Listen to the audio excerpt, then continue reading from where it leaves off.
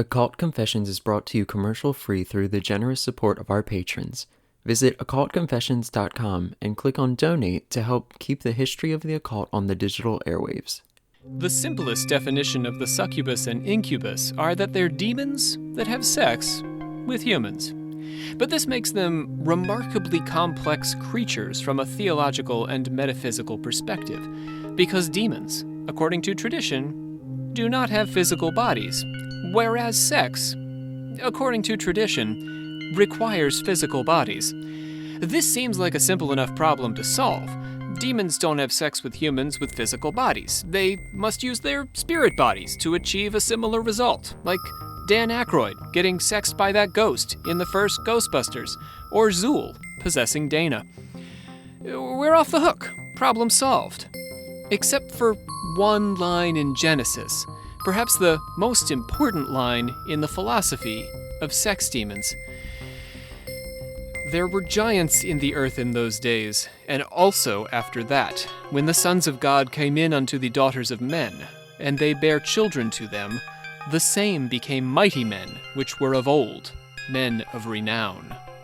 I'm using the King James Version here because I like how it sounds better than the newer, more accurate versions. Those tend to use Nephilim in place of the word giants. Either way, a special breed of humanoid creature has been created by the sons of God, who are significantly differentiated from the daughters of men, marking them as something other than purely human. Most commentators through history have read the sons of God to mean the angels, more specifically, the angels who fell with Lucifer, better known as demons. So, it's not enough for demons to have spirit sex or borrow a human's body. In order to beget superhuman children, they need to do the sexing themselves with their own demon sperm. But the fact that we don't see demons wandering around like cats sitting on countertops or playing tennis or ordering McNuggets at the drive-thru is a nagging problem for the idea that they just have demon bodies and demon sperm that can make demon children. They're literally not a feature of the physical world. Demons, that is. And going back to before the medieval period, they've made their presence known in possessions, which shows that they can inhabit other bodies. A thing that someone with a body can't easily accomplish, on account of we'd have to figure out what they did with the body they left behind. After all, no one has ever happened across a bunch of comatose demon bodies in the woods astrally projecting themselves into peasant farm girls. The succubus and incubus are clearly far more complicated than they seem on the surface. Bolt your windows. Hang your herbal charms on the doorframe. Today, on Occult Confessions, we wander into the incredible mystery of sex demons. My name is Rob C. Thompson. I am the Supreme Hierophant of the Secret Order of Alchemical Actors. I am joined by Jacob Wheatley. Hello. Jacob is our Knight of the Dangling Serpent. Mm-hmm. That is and I. As... What was that? I said, that is I. Yes. Appropriate for today's topic. Mm-hmm. And as is customary here on Occult Confessions, our Grandmaster, Olivia Literal. Hello. It's me. It is I. It is also you. Oh, okay. It is also I. Yes, it is also I. You guys ready for these sex demons? I'm always ready for sex demons. Like That's true. Like you're prepared to welcome them or you're prepared to ward them off? I would say welcome them, honestly. Okay. Yeah. Be careful what you wish for. You may not like all the sex demons you meet today. We'll see. But at least one of them, you might. At least one. All it takes is one, right? Yeah. If there's a room full of, 100 people, whatever that quote is, it only counts about the one, right? What only counts? As long as there's one person in the room. I don't know. It's something about 99 people don't matter or something. I do have that. I stitched that into a pillow. 99 people don't matter. But the one does. I just keep thinking about that, what's that song? 99 red balloons? 99 Luft balloons, yeah. They don't matter. They don't matter either. It's only that one balloon that matters. Yeah. We, the members of the secret order of of alchemical actors, do solemnly commit ourselves to a full and honest telling of the history of the occult as far as we know it. Okay, I accept that. It was okay. I mean, it was alright, but It is what it is. It's so much better when I just gotta bulldoze plow it, through. baby. I mean, it is we're heading into Halloween season, which is very exciting. We're all wound up. It's spooky time. We're doing the demons, doing demon talk. Oh yeah. But we are still quarantined because no matter how regulations change in the state of Maryland, and they're slowly opening things up, the theater where we generally perform is closed. And I just read this morning the Metropolitan Opera has canceled their season for the year. So. Well, damn. It's tough to get into performance venues, so we're hoping very much to get into our theater, but it seems like we're going to be doing this style for a while. So look forward to the pledge, my friends, continuing to sound a bit like that. Yeah. Open up those plugs, Olivia. Yeah. Plug. Yeah, we got a handful of folks to welcome into the patron community today. First of all, Kim A. Also, Yes, Kim. Yes, Kim. Yes, Kim. Mark P., who's listening to us during 5-hour drives for his job. Oh my God, that's insane. Yeah, it's what that he's listening to drive us. 5 hours. Well, both, but Well, I was just thinking what a drive. We've Okay. got Lauren S. And nothing for a little bit of love for Lauren. Oh, I'm sorry. I was just thinking about that 5-hour drive still, honestly. I was like, where does he possibly work? Anyway, yes, Lauren. And welcome. finally, welcome to the fam. Welcome to the fam. And a pledge bump from Amy M. Thank you, Amy. Oh. So yeah, we're getting pretty caught up here. So do consider joining our family of patrons. It strikes me that we don't mention this very often. We are basically a nonprofit podcast. We don't. It makes us sound so much fancy. it does. Yeah, but really, we don't have commercials. I just started listening to, I've been out of podcasts lately, which is odd since we have one. Getting back into them. But I fell off the wagon for a month, so I'm getting back into listening to podcasts, and Well, you were editing. Yeah, yes, I've been very. Podcasts, That's true. So. I've been doing a lot of listening. The point I'm trying to make here is I've been listening to some podcast. I'm not going to mention a podcast by name, but I've been listening to some that I have enjoyed for years now. But the commercials are sort of just getting crazy on these podcasts for whatever service. We don't do that at all. All you have to do is put up with us talking about our plugs, and that's it. We're done. Then we get into the episode because we don't have any commercial sponsors. We're not beholden to any commercial sponsors. We say what we want, and we say apparently what our patrons like. Our patrons just are the people who support us. They don't tell us what to say. They're supporting us because they like what we're saying and the topics that we're covering and how we cover it. So if you've been enjoying, please do consider at any dollar amount just lending us a bit of support. All the money that we get is going back into the show. Our patrons really helped us through quarantine because we have had to get enough equipment to make sure people can record from different areas. They've helped us launch our new show, and they're helping us move on to YouTube slowly but surely. So as we gather patrons, we're also moving toward developing more content on YouTube. Now we've got the new show, and the next step would be to add content to this channel right here. So do consider joining the crew. All right. Yeah. That's my piece for the day. We can close up those plugs. Come join the fam. Oh, plug, and plug. All right, we're going to start today's discussion with the Malleus Maleficarum. That's a fancy I name. like that. Yeah, I could never, ever say it. To No. be totally honest with you, I can't ever You're like, get what's it your right. nickname, bud? Malleus. Mal. Just bad. Mal. No. It is a much maligned book. It's a book that I'm sure many of our listeners have heard of. If you haven't, it's okay. I'm going to tell you all about it. In witch communities, Wicca communities, it is very much maligned, but it is nevertheless also very influential on the topic of demons and the humans who love them. Since the author of this book makes some very bold pronouncements on those subjects. The book's approach is so bold that its author, witch trial enthusiast Heinrich Kramer, actually ran afoul of Germany's Inquisition, which ended up condemning the book itself. So it was even too extreme for the Inquisition. To that end, he included the name of the respected Dominican friar Jacob Sprenger as a co-author. Some of you may remember Sprenger came up in our alchemy episode on Dr. Faustus as one of the Dominicans who was supporting the cause of Albertus Magnus becoming a saint. So Sprenger probably had no role in the book's authorship. And likely even disagreed with much of its contents, but Kramer just went ahead and stuck his name on there. like a good person does. Say, this is mine. Right. Yes. So, like the voices at the end of every episode, we make all those names up. Yeah, they're not real. No, they don't even know when they're recording for us that this is an occult podcast. They don't agree with anything that we say. No. So the Malleus Maleficarum comes by its grim reputation fairly honestly. It was published in 1486 and took up a central place in establishing witch beliefs during the late medieval period, and also during the Renaissance.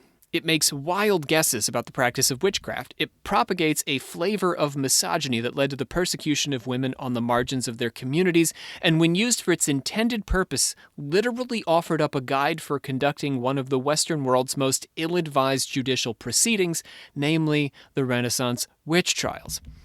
The Malleus Maleficarum, which translates as Hammer of the Witches, although controversial in church circles, was widely used in secular courts and is very much the product of a time period of great spiritual and religious conflict and upheaval brought on by the major cultural changes wrought by Renaissance thinking and also Protestantism. Ever afterward, it has often been misused by less than critical historians as a guide to actual witchcraft practices, even though it had, at best, a tangential relationship to the folk traditions it criticized. I'm speaking here, I'm being sort of coy, but Margaret Murray is the most famous person to misuse the Malleus. It's really a better guide to the church's evolving opinions on the devil's role in human affairs. That's what we're getting from the Malleus, and we can only guess at how it related to actual witchcraft practice. The Malleus Maleficarum is concerned with incubi and succubi for their purported interaction with witches and wizards. Yeah, they use the term wizard, so this is very Harry Potter. Okay. This is the deleted scenes from Harry Potter. Is when the incubi and succubi come in and give them their powers. Yes. Well, I mean, sex them up, to be honest. You're a wizard, Harry. You're a wizard, Harry. In the days of the pagans, these creatures were called satyrs and sirens. So if we're thinking back in the ancient days, incubus and succubus fall in the middle of a demonic hierarchy ruled over by Asmodeus, the demon of lust. They are finicky in their sexual relations, they eschew sodomy, and engage exclusively in heterosexual abominations. Oh, yeah. Got out of that one. So, ironically, Jacob, in a room of 100 incubi and succubi... I'm not targeted, or what? You get a 0. Yeah, you got 0. Yeah. You got 0 friends. Man, I really should have told them back in conversion therapy that they got it wrong, buddy. The demons are only heterosexual. Yeah, that's true. Damn. Kramer puts out a system for demonic impregnation that is sort of ingenious, and he spends that's the nicest thing I'm going to say about him, and he spends the first several chapters of the Malleus defending that system. He says that a devil can possess a body, but not give it life, since life proceeds from the soul, and life is required to beget offspring. However, the devil can preserve the human semen in a body and use it to pass on life. If the introduction didn't already sort of provide enough of a warning, I'm going to say semen a lot today. Okay. Thank you, I guess. It's that kind of day. I mean, and sperm. I'll be talking about semen and sperm more often than I generally do. Is this a trigger warning? It's a little late. Yeah, I've already said sperm like 8 times. It's a weird trigger warning. It's late in the day. I guess it's a good one? I don't know. All right. Trigger warning. I'm going to say semen and sperm a lot. I'm going to keep a tally now. I got to be up to like 4, 5, 6. The body we're talking about here is, of course, a corpse. So it's a corpse that the demon is taking the semen from. The demon possesses a corpse, like sort of a Walking Dead puppet, and uses the sperm left over in the dead man's testicles to impregnate an unsuspecting necrophiliac. He's just recycling. Reduce, reuse. Oof. Can I say that? Is that too dark? I don't think it's dark. It's just I cringed a little bit. Okay, that's pretty dark then. Our necrophiliac fans, please write in. Please don't write in. Let us know. Don't let us know. I don't think I'm ready for that right now in my life. Too spooky. Too spooky. Yeah. This blend of sex, death, and evil feels like a first draft for what will come to be called a vampire. But, That's what I was thinking, like a psychic vampire almost is what I was thinking. Yes. But a normal vampire is more apt, I guess. Because the vampires are anxious to sex you, and they incubus you with their teeth. Yeah. Oh, I've seen Interview with a Vampire. I know. Well, I mean, the whole True Blood series really revolves around this premise, right? I've never seen that. Really? No, why would shocking. I watch that? It's a fantastic show. It's not shocking. Jacob and I are all on board with the True Blood. Oh, yeah. You also are on board with Teen Wolf. I will say that I have watched Teen Wolf. I'm not going to promote it to our listeners, though, as a thing they should watch. I'm kind of shocked to hear that, not gonna lie. I like trashy teen dramas. It's my thing. Ah, that's why you hung out with us. I like trashy historical dramas. Yeah, you guys were my trashy teen drama till you all outgrew it. I don't need cable anymore. Wow. Now it's just adult drama. Yeah, that's less fun. Involves taxes and stuff. So, getting back to our cadaver, if it's making us all a little queasy, and it is, there is another method that the demon might use to engender a child in a human womb that does not entail any Weekend at Bernie's style hijinks. It may be argued that devils take their part in this generation not as the essential cause, but as a secondary and artificial cause, since they busy themselves by interfering with the process of normal copulation and conception by obtaining human semen and themselves transferring it. For Kramer, the demon is not the hyper-gendered creature we've come to experience in popular culture versions of incubus and succubus. The demon is a hermaphrodite, slipping cleverly back and forth between male and female. They're getting more on board here with Jacob, right? Yeah, I mean... Queering the demon. We're queering the demon. As you should, I guess. Wait, so I know that incubi and succubi, the only difference really is the incubi is more of the term for a male demon. Yes. Whereas succubus is more of female. But if we ask Kramer, there isn't even that distinction. Every demon that is a sex demon is both. Just depending on, we would call it an incubus when it decides to manifest male parts, and we'll call it an incubus when it manifests female parts. That makes more sense to me. Yeah. So the devil is succubus to a man and incubus to a woman. She starts this procedure in her female form as a succubus, draining the semen from a human man. Then she becomes a he, and as the incubus transfers the semen into a human womb. It's sort of like a clever little system. See that? As if that isn't kinky enough, Kramer says it's also possible for the demons to pass the semen between themselves. So you take it from the cadaver, you pass it to your friend, you have sex with another demon, the two demons have sex, pass it between themselves, and then that it's like playing telephone. Well, that's twice as much fun, right? Unless the fun of sex demons. They could just be using a measuring cup, though. I mean, it's entirely possible. But it's probably a multi-partner demon orgy, though, right? Don't you think? Odds are. I would hope. That's in my world, yeah. That's what it is. So Kramer emphasizes that while God has dominion over most of the human body, he gives the devil a special place in our genitals. And our heart. Amen to that. But mostly our genitals. It is through our penises and vaginas that the devil works to change our minds or transform our bodies. For through the wantonness of the flesh they have much power over men, and in men the source of wantonness lies in the privy parts, since it is from them that the semen falls, just as in women it falls from the navel. Kramer's answer to the question of whether it is giants or supermen engendered through demonic copulation is that demons are capable of scheduling their fornication in such a way that the astrological conditions assure that they will beget particular kinds of men.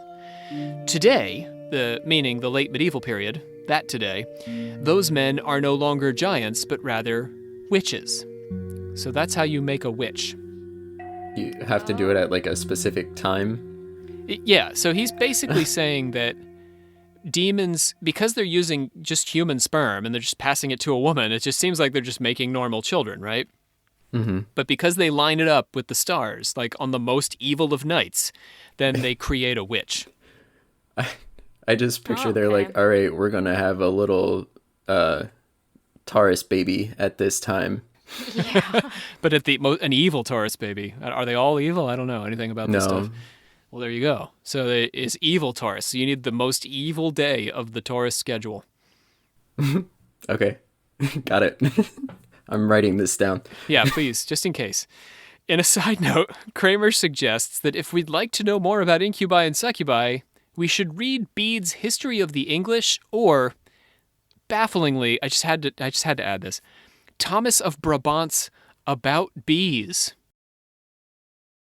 Now I need to read About- that book. What About bees? What about bees? So what is it? I know this is weird, right? That's why I had to bring this up. It's a bit off track, but it was too weird for me not to dig into a bit. I knew Olivia would be curious. Yes. I didn't want to read about bees though, so that's where I drew the line. But I found out about the book. So, Thomas, better known as being of Cantimpre, he's Thomas of Cantimpre, Cantimpre, Cantimpre. He was a medieval theologian, and his book, better known as Bonum Universale de Apibus, which is just Latin for about bees, he used bees as an allegory for how society should function. Oh my God. Yeah, so it's not just a story about bees. He watched the bees, and then he said, "Oh, we can learn about human society." I gotta take notes on this. It took 2 books for him to do this. He laid out proper behavior for superiors and subordinates. This was also one of the earliest texts to articulate the false blood libel theory that Jews murdered Christian children. About bees. Again. Just bees? It's about bees. Yes. Isn't this wild? Oh my God. And apparently it had something to say about incubi and succubi that inspired Kramer's own ideas.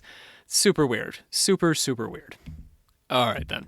Let's get on to our favorite of the demonological monarchs of Europe, James I, also known as James VI.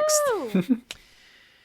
I've sort of been teasing at James I for a long time now. He comes up in different episodes, and this is, I'm going to go ahead and explain what this guy's deal is. So he is a significant figure in religious history. The King James Bible is named after James I. His mom was badass, maybe? Probably? Mary, Queen of Scots, Kind of. yeah. Mm-hmm, mm-hmm. And he succeeded Elizabeth I, arguably the monarch of the English Renaissance. She's the most identifiable monarchy of the English Renaissance. One of the most powerful women people in the entirety of the Renaissances. So in his Demonology, James I of the United Kingdom, also known as James VI of Scotland, because before Scotland and England were united, Scotland had a bunch of Jameses, right, who were king, and England had none. So he ends up being the first king of England, whose name is James, and the 6th king of Scotland, whose name is James. He picks up where Kramer leaves off. James was the son of Mary, Queen of Scots, as Olivia mentioned, and took over the throne at the age of 13 months after she was forced to abdicate. The throne of Scotland, that is. He was also grandson of Henry VII, and so he succeeded Elizabeth I after she died childless in 1603. He survived the Gunpowder Plot and authorized the English translation of the Bible, known ever afterwards as the King James Version. He was also an avid witch-hunting enthusiast, or enthusiast, as we like to say on the podcast here. He was Haven't heard that in a while. enthusiast. He was. I reserve that word for people who are enthusiastic about things that make me annoyed. So, he was, in other words, a pretty major dude with a pretty disturbing hobby. If you'll indulge a metaphor here, he's sort of like the senior class president who got into Brown but goes around taking pictures of everybody's feet. Okay. All right. Right. Yeah, all right. So, I got it.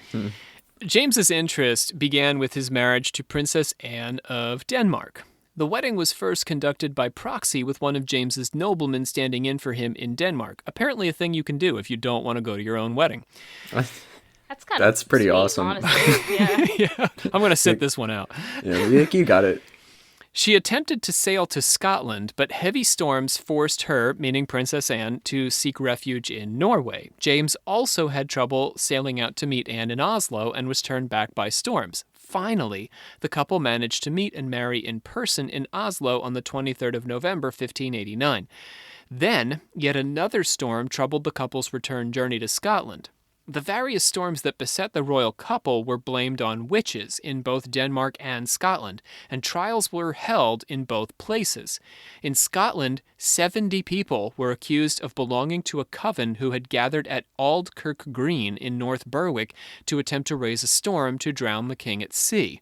They were tortured, and many confessed and were executed.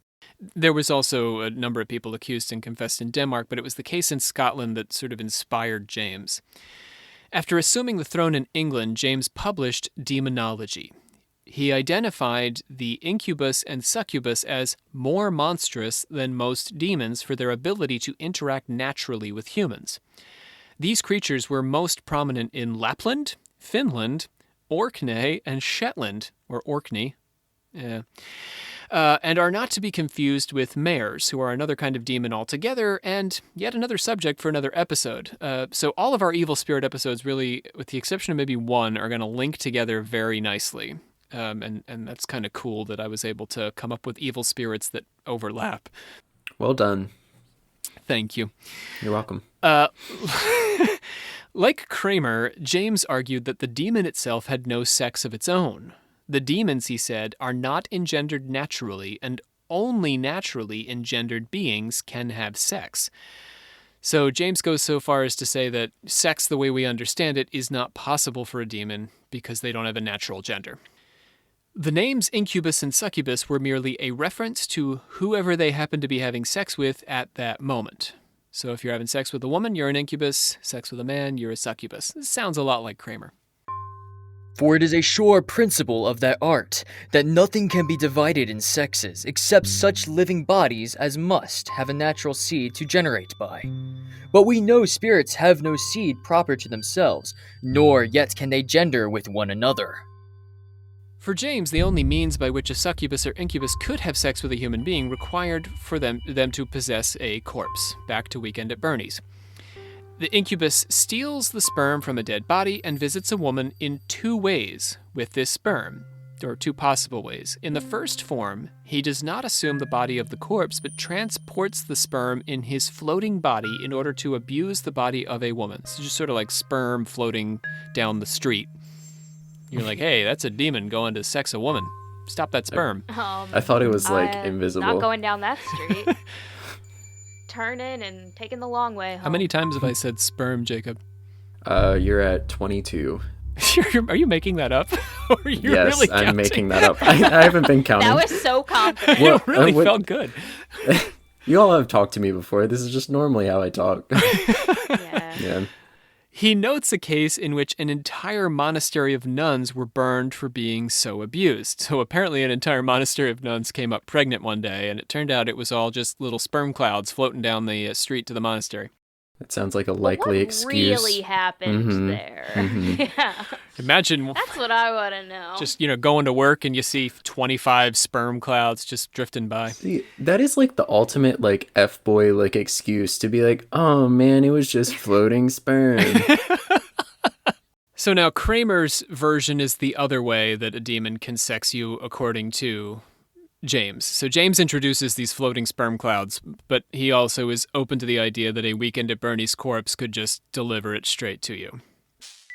He borrows a dead body and so visible, and as it seems unto them naturally as a man converses with them. But it is to be noted that in whatsoever way he useth it, that sperm seems intolerably cold to the person abused. Breaking from Kramer and a great deal of philosophizing on this matter, James denies that it is possible for an incubus to impregnate a woman. So Kramer says it is possible to engender. Remember, we're engendering witches on the most evil of the Taurus nights. But I feel like you need to pick a different sign if you're going to say that. Yeah, it's not as like Scorpio? I feel like ominous. You need to go with Olivia, Scorpio. You're going with the sister signs then.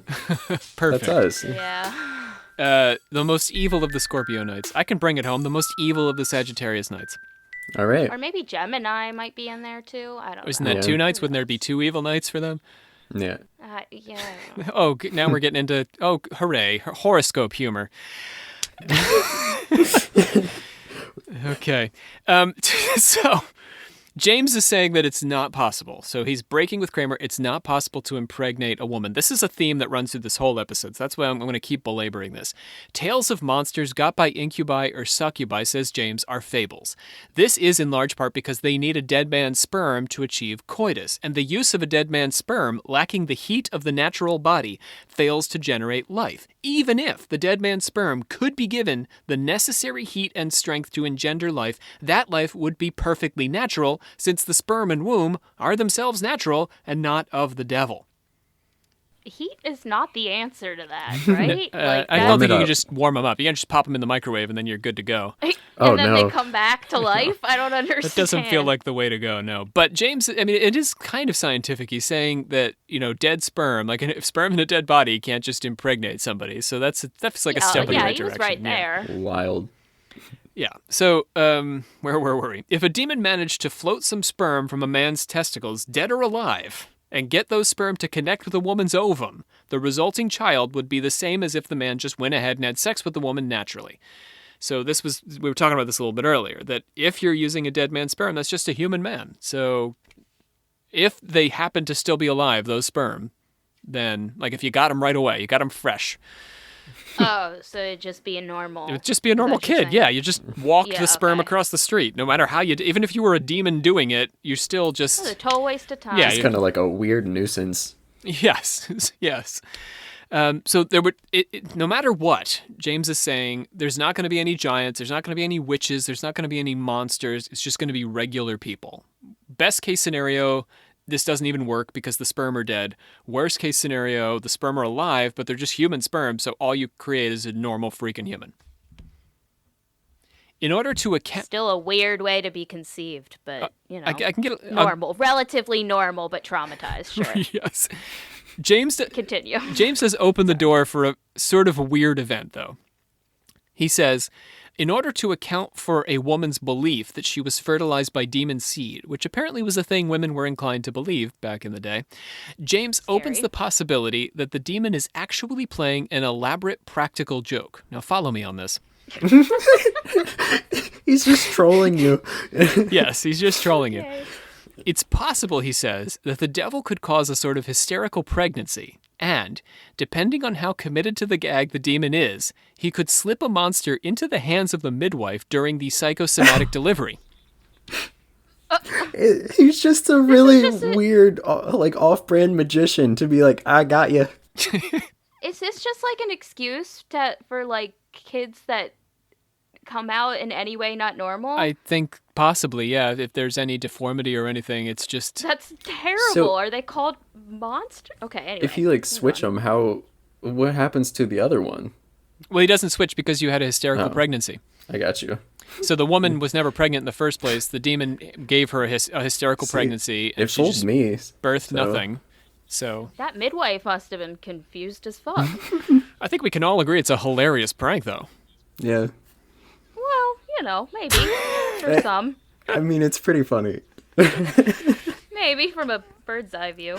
James says that it's possible, but I don't want him to sound too nuts here because he also says that it probably doesn't happen very often if it happens at all. So they just don't, feel like pranking that often? Yeah, it's not, yeah.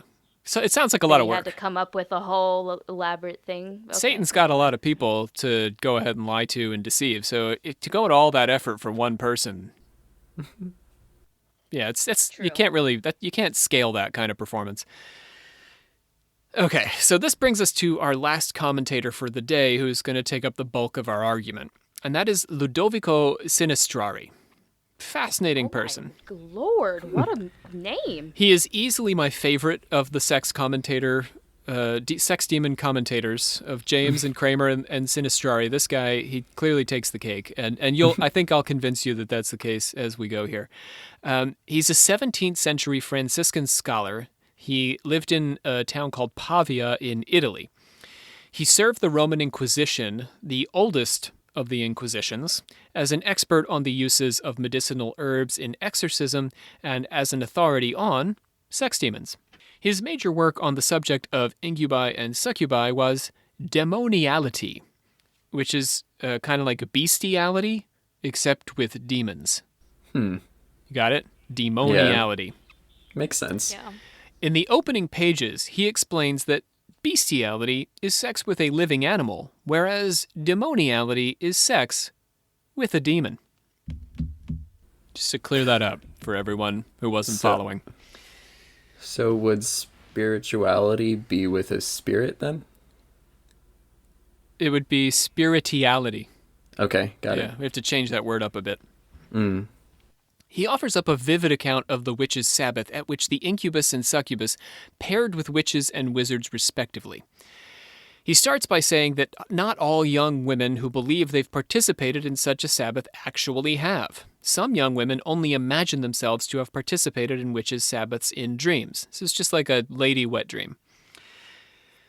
But others actually go and engage with devils in the flesh. It does happen. So this is that classic image of the witch in the woods dancing around naked with all the demons and having sex with them. Nice. A dream. Continue. I'm trying. Gotta pull it together first.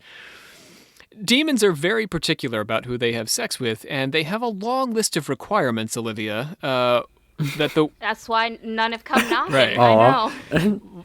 long One day, list of one day. requirements that the witch must satisfy before they get down to it. Oh, here's my problem. Okay. First, the demon will only copulate with a witch when she has abjured the Christian faith, Okay. pledged him her service in exchange for riches and carnal pleasures, swore an oath on a book, Cool. promised to bring more men and women into the demon's thrall, Okay, that's fun. Yeah. undergone a demonic baptism. Oh, that's super fun. I want to know more about that. That's all I got. Cut off a part of their clothing and given it to the devil to keep. Oh, yeah. Hell yeah. Stood in a circle drawn by the demon. Okay. See, it's a lot. I'm still not done. This is the process. I might have to comment after. Are you going to pause every time? Promise to murder a child or commit some other homicidal act of sorcery at least once a month. So does it have, it can be any child. Not necessarily a No, child. Oh, it has to be a child. kid. Yep. Yeah, it gets a Okay, little dark all there. right, all right. At once a month, a monthly child. 12 kids a year. Okay. Asked to have their names right. stricken out of the book of Christ and written into the demon's book and received the demon's mark. Yeah, I'm down with that. So the child thing maybe is where we're falling flat, I hope. Yeah. Okay. Can we draw a line at child murder here on Occult Confessions? Oh, I will, but if Brianna was here, I she know, that might, would be a more complicated she conversation. Might support. She would ask, but why are we sacrificing the child? Is there a good reason to sacrifice the child? Who would want the... Yeah, So those are our requirements. Even then, the witch doesn't get the head devil. She has to settle for middle management. Assistant demons are assigned to go off and sex up the initiates, taking the form of a woman or a man as desired, or if the witch is so inclined, a satyr or buck goat. So they're open. Oh, you get Nice. choices. Yeah, you get to pick. Cool. There's a menu. Equality.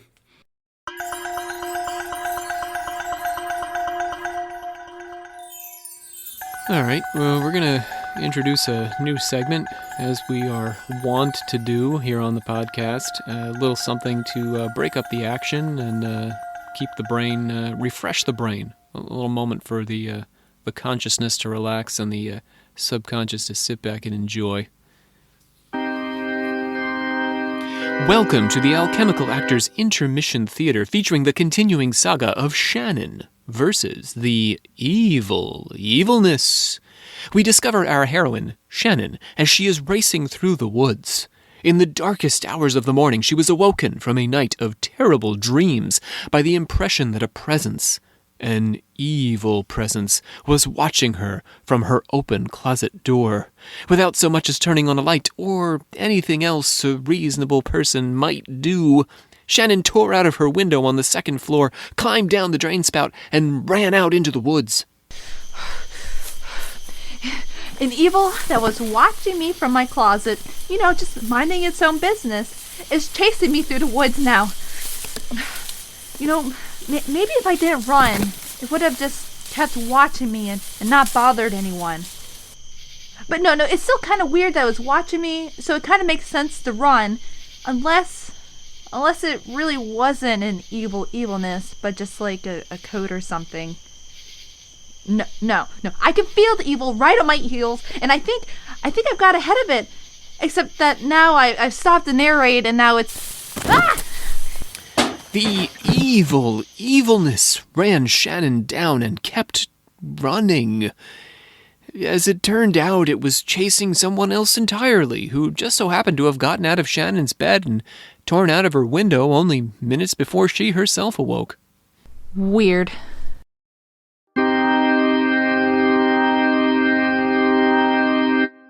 Mythological links between the incubus, succubus, and pagan traditions abound. Just as the incubus has his pagan corollary in the satyr, the succubus has her corollary in Lamia, Lamasthu, and Lilith. Woo! Yeah, this is the first Lilith mention. We're going to have... Lilith is going to span several episodes, so if you feel like you don't get enough Lilith today, more Lilith is coming. You can never get enough Lilith. I love her. So let me tell you a little story about Menippus Lysius. He was set to marry a succubus, Lamia, until the great 1st century mystic Apollonius of Tyana discovered that she was actually a succubus, a Lamia, who had been fattening him up in order to eat him. Yes. The entire wedding was in fact an illusion created by the demon to fool the poor bridegroom. Luckily, Apollonius was skilled at exorcism and dispelled the whole mess, revealing Menippus's near-fatal error. And this is a story we tell in our Jesus episode, as a matter of fact. So what exactly is Lamia, or a Lamia? The first of the Lamia is derived from Greek myth. She was the daughter of Poseidon and a Libyan queen. She's on a long list of physically attractive queens who Zeus seduced. News of his affair got around to his wife Hera, and his sexy consort ended up on the wrong end of that particular goddess. A classic tale. Hera's punishment in this case, and she was nothing if not creative in her punishments, was super dark and child-related. So often Hera's punishments are like you have to be a cow and be chained to a tree, right? The Io, that kind of stuff. But this, no. This was very dark stuff. She cursed Lamia so that all of her children would die. Some ancient storytellers say that this was by Lamia's own hand, that she murdered all of her own children, others that the children died supernaturally. There's also some talk of Lamia already having some children, Scylla among them, and Hera stealing them away before she could kill them, and the curse kicked in. Lamia was tortured ever afterwards by the sight of other women with their children and became completely unable to sleep, a side effect of Hera's curse. She began stealing infants away from their mothers and devouring them in a cave. The horror of this cannibalistic infanticide transformed Lamia into a monster, generally depicted as a kind of mermaid with the tail of a snake instead of that of a fish.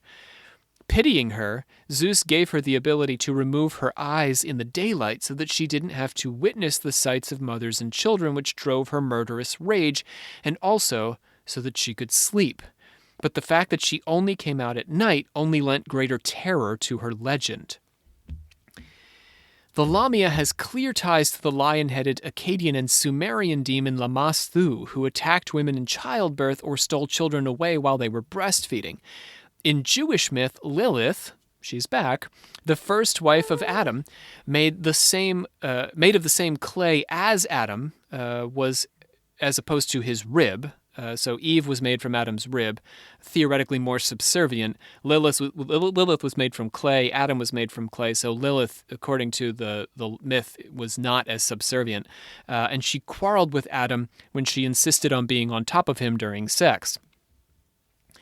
Lilith was blamed for causing epilepsy in children, but the Zohar suggested that Lilith had another purpose. The Zohar said that she visits young men. So the Zohar is one of the central texts of Kabbalah. She visits young men in their dreams and causes nocturnal emissions. James specifically links the sleeping man's wet dream to the succubus's sperm harvesting. So Lilith is a sperm harvester. According to the Zohar, Adam left Eve and wandered for 130 years, during which time he beget demons and elementals by Lilith. And also Naamah, Naamah, daughter of Cain and seducer of angels. What a What a moniker. title. I would love that. Oh my god. So it is not just Lilith is sort of like the first, the original, but then Adam got away from Eve for 130 years and shacked up with Lilith, also Naamah, and beget all these additional succubi demons.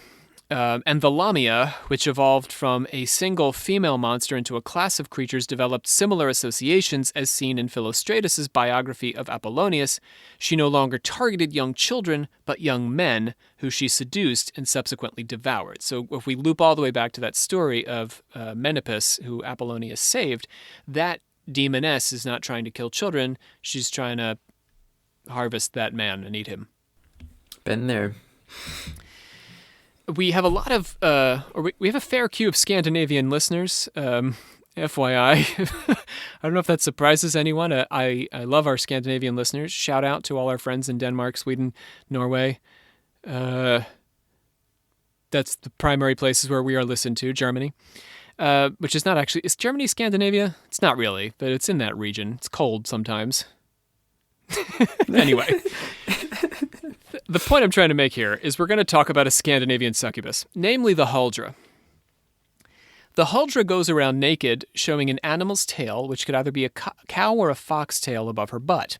She's not all bad, though. She's known for assisting charcoal burners, who were men who carbonized wood for a living, literally make charcoal. And she helped them by keeping their kilns warm while they were asleep. That's nice.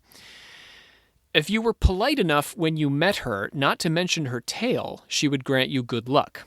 So never mention a lady's tail, guys, if you notice it. Just let it be. Mm-hmm. Word for the wise. Enjoy it. Go with it.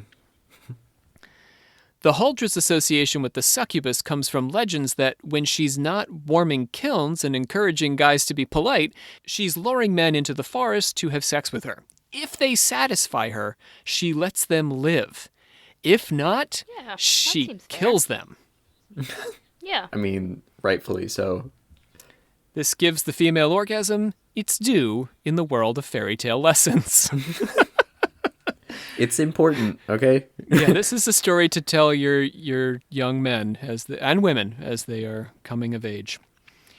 But the Huldra is not just a party girl. She wants to settle down and have a family. If you marry her, she'll either transform into a monster at the ceremony, or her tail will fall off and you'll get to have a really hot wife. Wait, what are the qualifications for that? Whether it goes one way or the other, you don't really know. I think you're just rolling the dice. Fair enough. So, in a changeling myth that links her back to the Lamia and Lilith, she'll sometimes trade her elemental demon children for your human ones in the cradle, because she's busy sexing a lot of men, so she's going to have some children. The Huldra brings us back to an important theme in Sinistrari's book.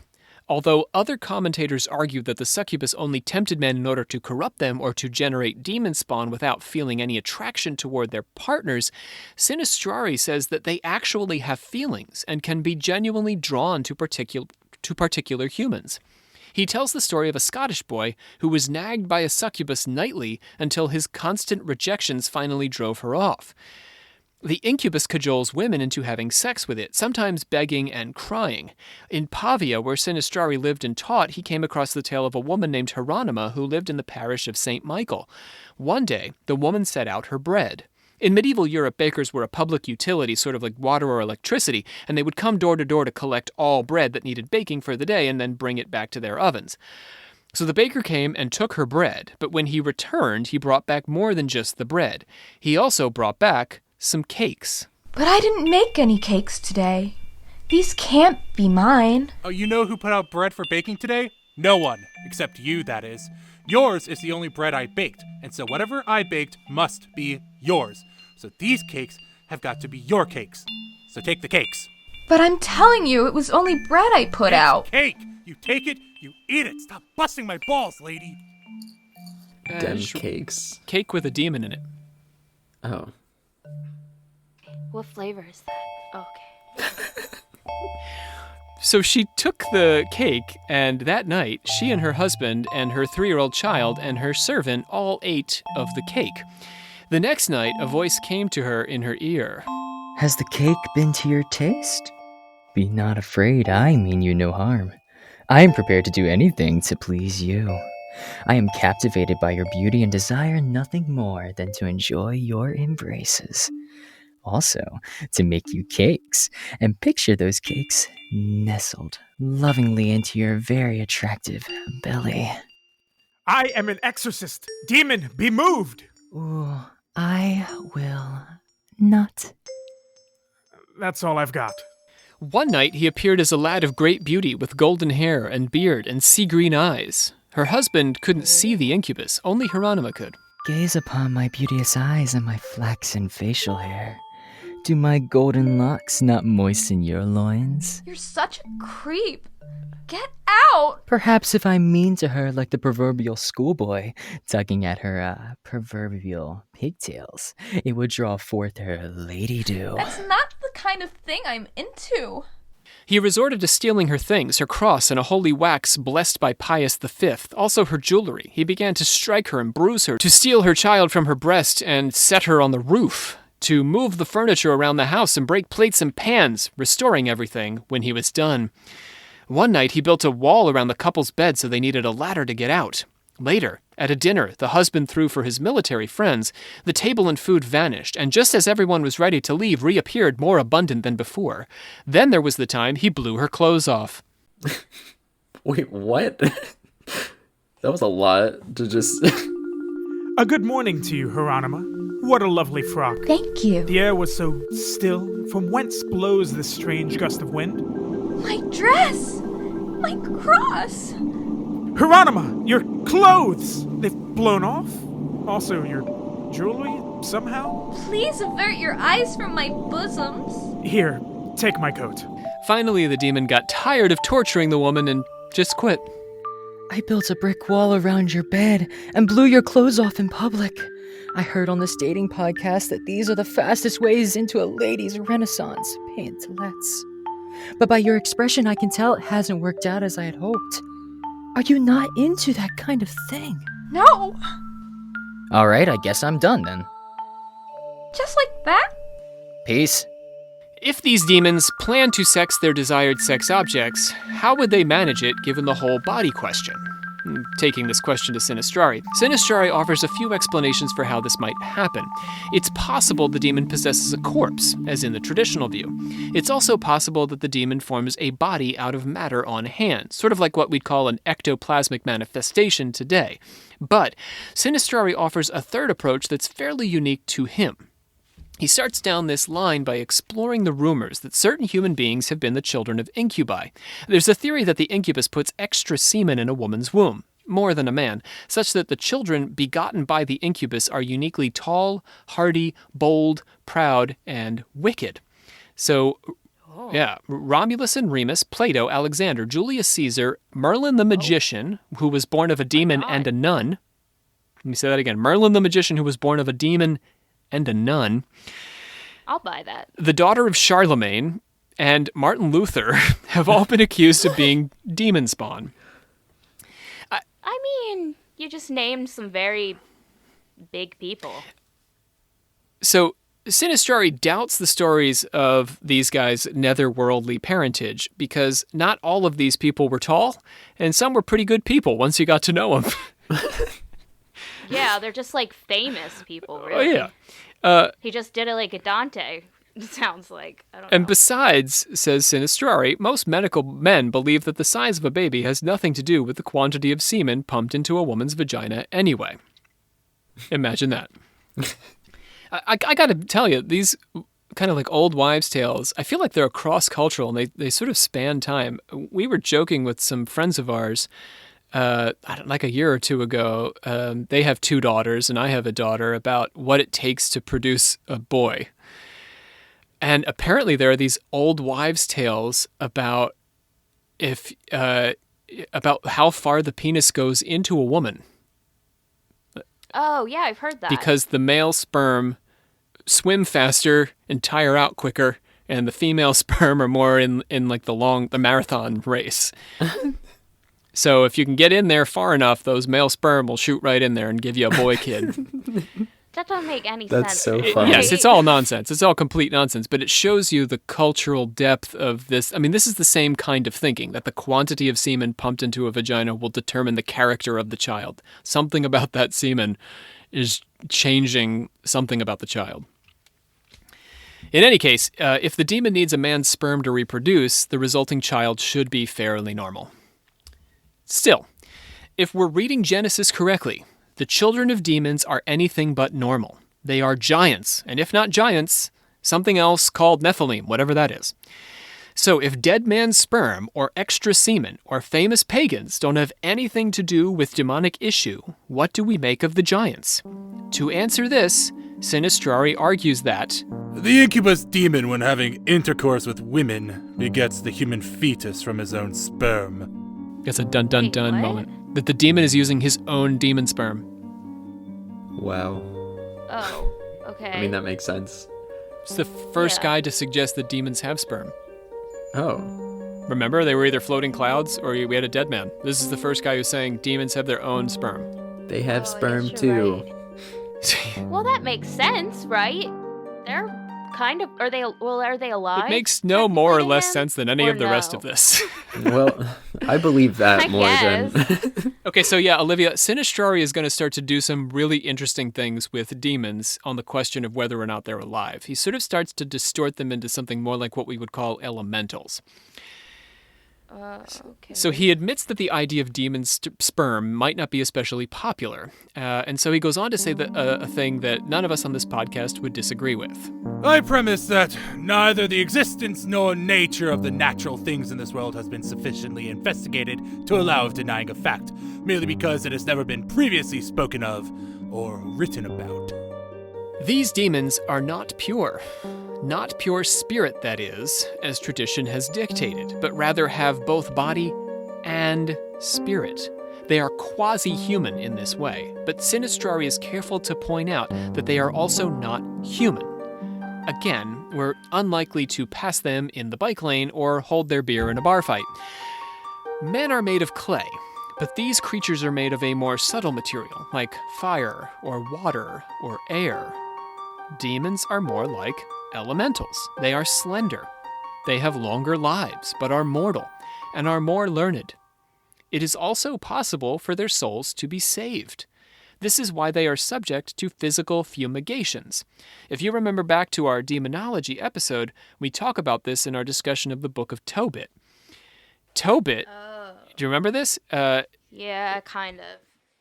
Tobit, Because I remember that name. yeah, his son Tobias drove off the demon Asmodeus, demon of lust, by burning a fish's heart, also the fish's gall and liver. Physical remedies shouldn't affect demons if they have no place in the physical world, says Sinistrari. But Asmodeus, being a sex demon, is driven off by the water elemental power of fish organs. So he's basically saying Asmodeus is a kind of like fire elemental demon, and when you subject him to the smoke from fish, which are water creatures, it will drive him away. But it's only because as an elemental he has some physical component to him. And this is sort of going to wind up our episode. This brings us around to Sinistrari's specialty and the conclusion of our conversation today about elemental, demon, succubi, incubi. Jacob, can we just get a final tally on the sperm and semen mentions? You were up to 56. 56, just of both? Yep. Okay, cool. Yep. Recipe, and that's an accurate figure, right? Yeah, it is. It is. You have a margin of error of 2 or 3? No. Not at all. No margin of error. Very good. No statistics. No, I don't need it.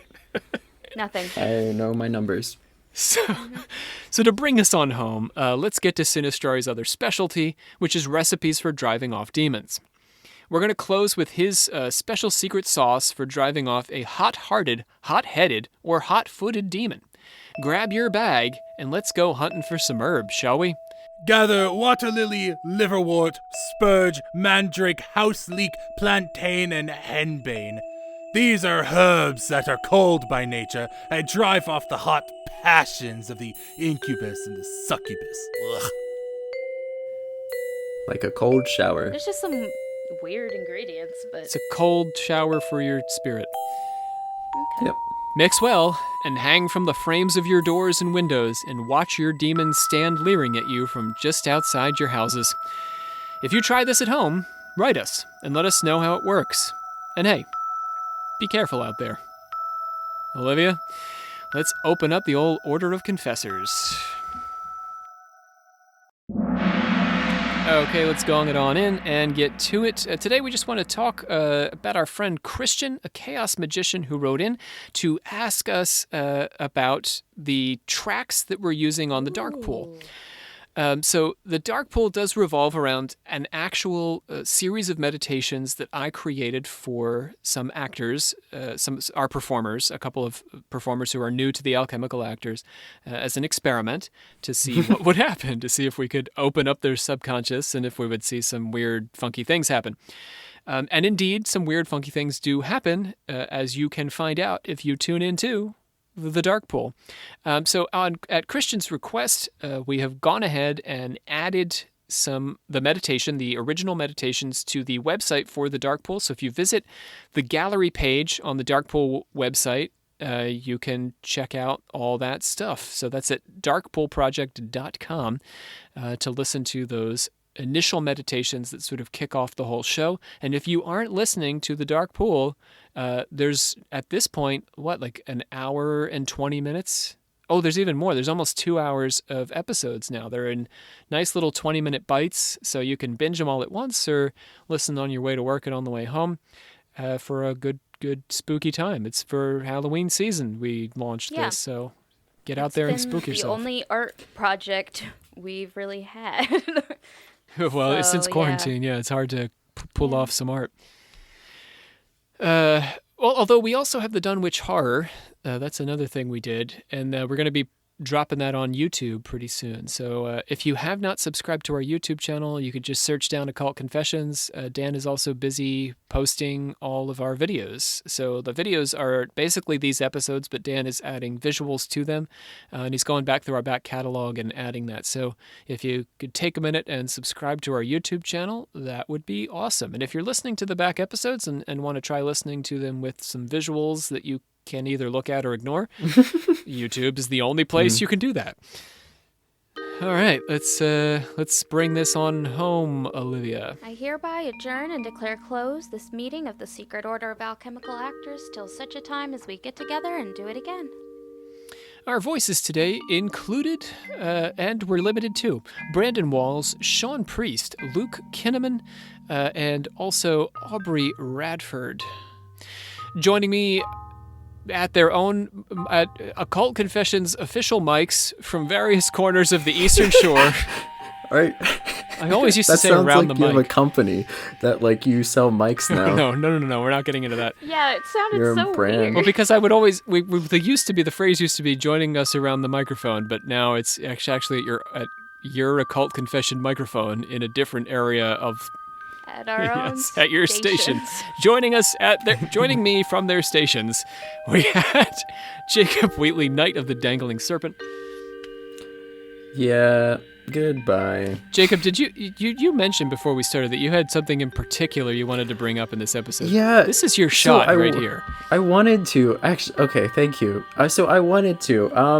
I brought up the whole conversion therapy thing, and like, they used to call me like a incubus and a succubus, but like after hearing this, I'm very conflicted if I wanted to like own up to it or not. They called you both? So, yeah. Yeah, so I have to correct the one at least. Did they think they were interchangeable then? Yeah. Because Well, they kind of are. kind of like what Yeah. Rob was saying. Yeah. So you were a demon. Yeah. What was is there a logic to that? Like, aren't you a person? So, I mean, metaphysically. Well, it was like, so Were you just basically it was possessed? it was like the whole like dead body thing, except I am in an alive body. So You, Jacob, aren't an incubus, but an incubus resides within you. that's it. Okay. Yep. Yeah, that's messed up. Yeah. Yep. Oh well. And that's a PSA about that. I feel fairly confident that kind of theology would not fly with any of the people we talked about today. Not that Kramer and King James and Sinistrari are necessarily like moral exemplars that we should all hold ourselves up to. But I think that they would seriously contest that it's like it's modern Christian fundamentalist thought. I don't actually think that it's very well considered from a metaphysical standpoint. I mean, even a witch wouldn't be like possessed necessarily. Well, no, because you know what I mean? yeah. So to me, that doesn't The make incubus sense. and succubus Like, don't it really have wouldn't- much use to possess your body. Yeah. So. Yeah, like I think it was neither- just a I mean, justification to. Oh yeah, Right. and a Yeah. shitty one. And I'm also joined by. I think that was. Thank you for bringing that to. You're welcome. I meant the PSA thing very Yeah, seriously. this is a Thanks. PSA right Thanks. here. Ending with a PSA, and of course Olivia Literal, our Grand Master of the Order. That's all, folks. Isn't that what they say on that pig? Anyway. That's what they say On on that that pig. pig. Everybody jumps on the pig. Says that. You know what I meant. Oh Anyway. my gosh. My name is Rob C. Thompson. I am your supreme hierophant, and I'm inviting you to join us next time when we discuss, in time for Halloween, the vampire. Yeah, so we're gonna get into Dracula and some of the original fictional vampires and the inspirations for Dracula, and dispel some myths about Dracula. He does not This'll say blah plug blah Bathory, blah. then. Yeah, well, yeah, Bathory. When we get there. Yeah, and Not now. When we get there. and we're going to talk about some of where the vampire legend comes from in Europe. So it's going to be fun. It's going to be a good time. We'll catch you next time.